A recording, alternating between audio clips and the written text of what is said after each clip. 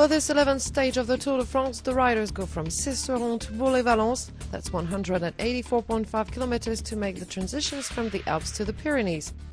There will be a Category 3 climb and 2 intermediate sprints. At the start, Andy Schleck was in yellow, Toro Schaft in green, and the polka dot jersey on Jérôme Pinault's shoulders. The 179 remaining riders were on a slow pace yesterday. It should be faster today, even if the heat and the wind are hard on them. The tiredness doesn't prevent some of them to attack. Anthony Gélin of Française des Jeux, Stéphane Auger of Cofidis, and José Alberto Benítez Roman of Foton Serveto broke shortly after the start. The Spaniard and the Frenchman were hoping their break would last. Their gap was 5 minutes as they approached the Cabre Pass, and when Benítez started the descent after winning the King of Mountains, the gap had melted to 2 minutes and 48 seconds.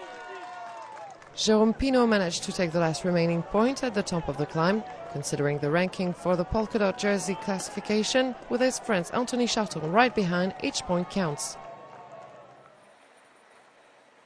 The peloton started the descent as well and moved towards the first sprint of the day. At Mont-Laurent-d'Ivoire, the gap with the break was unchanged.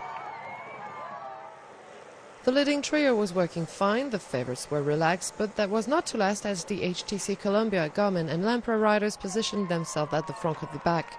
That produced its effect, and 70 kilometers from the finish line, the gap was only 1 minute and 50 seconds.